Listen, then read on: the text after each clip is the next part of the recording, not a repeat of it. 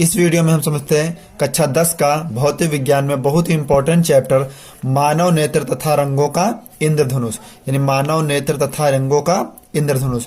इस पार्ट से हम आप लोगों को परिभाषाएं सभी पिछले वीडियोज में बता दी थी और इस वीडियो में हम आप लोगों को इस पार्ट से जितने संबंधित बहुविकल्पीय प्रश्न हैं सभी अच्छे बहुविकल्पीय प्रश्न आप लोगों को कंप्लीट करवाएंगे। तो आप लोगों से रिक्वेस्ट है आप लोग वीडियो को अंत तक जरूर देखें ताकि आप लोगों का बहुत ढेर सारा प्रॉफिट हो सके।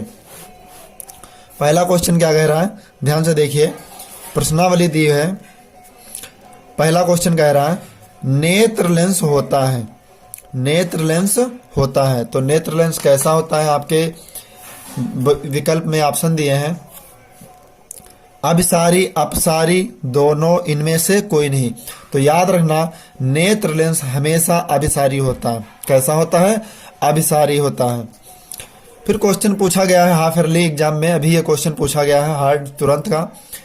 स्वस्थ नेत्र यानी स्वस्थ नेत्र के लिए स्पष्ट दृष्टि की न्यूनतम दूरी कितनी होती है। तो स्पष्ट दृष्टि की न्यूनतम दूरी जो आपको पता है वो होती है आपकी 25 सेंटीमीटर। याद रखना स्पष्ट दृष्टि की न्यूनतम दूरी कितनी होती है, 25 सेंटीमीटर, और दूर बिंदु होता है अनंत पर, जिसका क्वेश्चन नंबर 3 दिया भी है। स्वस्थ आंख के लिए दूर बिंदु होता है, स्वस्थ आंख के लिए दूर बिंदु होता। तो स्वस्थ आंख के लिए ऑप्शन आपके दिए हैं 25 सेंटीमीटर, 50 सेंटीमीटर, 100 सेंटीमीटर और अनंत। तो जो स्वस्थ नेत्र का दूर बिंदु होता है वो अनंत पर होता है। कहाँ होता है मेरे भाई, अनंत पर, याद रखना। फिर क्वेश्चन कह रहा है एक लेंस की फोकस दूरी, एक लेंस की फोकस दूरी 20 सेंटीमीटर, इसकी क्षमता होगी। तो क्षमता P बराबर सूत्र हम आप लोगों को पढ़ा चुके हैं। P बराबर सेंटीमीटर में दिया तो 100/f, 100/f, f का मान 20 दिया तो 20 पंचे 100। तो जो ऑप्शन आएगा वो आपका 5 डायोप्टर आंसर आएगा। कितना आएगा, 5 डायोप्टर। फिर क्वेश्चन हमारा कह रहा है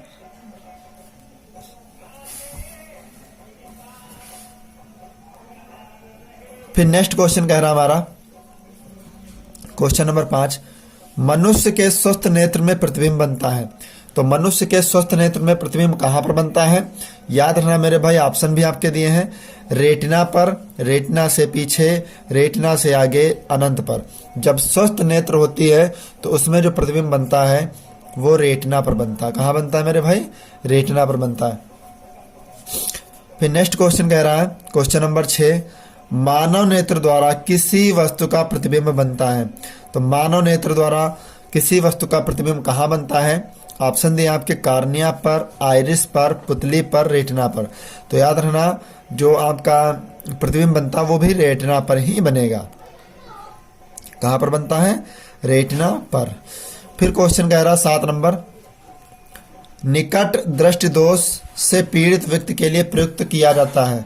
जो निकट दृष्टि दोष होता है उन आंखों के लिए कौन सा लेंस यूज होता है, तो अवतल लेंस प्रयोग किया जाता है। याद रखना आपको हम परिभाषा में बता भी चुके पिछली वीडियो में कि निकट दृष्टि दोष के लिए अवतल लेंस का प्रयोग किया जाता है और दूर दृष्टि दोष से पीड़ित व्यक्ति के लिए उत्तल लेंस का प्रयोग किया जाता है। क्वेश्चन भी दिया, दूर दृष्टि दोष से पीड़ित व्यक्ति अपने चश्मे में प्रयुक्त करता है उत्तल लेंस।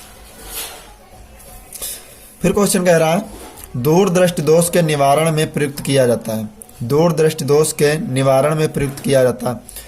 यह ऑप्शन दिए निश्चित फोकस दूरी, निश्चित फोकस दूरी का अवतल लेंस, निश्चित फोकस दूरी का उत्तल लेंस, किसी भी फोकस दूरी का उत्तल लेंस, किसी भी फोकस दूरी का अवतल लेंस। तो कहा है दूर दृष्टि दोष के निवारण में सबसे पहले क्या प्रयोग किया जाता है, निश्चित फोकस दूरी का उत्तल लेंस, निश्चित फोकस दूरी का उत्तल लेंस। नेक्स्ट क्वेश्चन कह रहा है दूर दृष्टि दोष के कारण प्रतिबिंब बनता है। क्वेश्चन नंबर 10 कह रहा है दूर दृष्टि दोष के कारण प्रतिबिंब बनता है।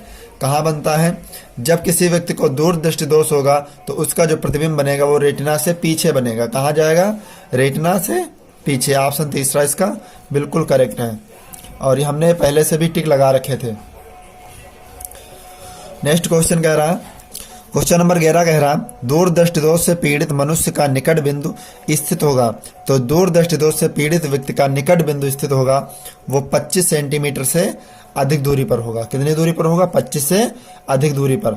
अनंत पर नहीं होगा। ये आपका आंसर जो विकल्प है बिल्कुल गलत है।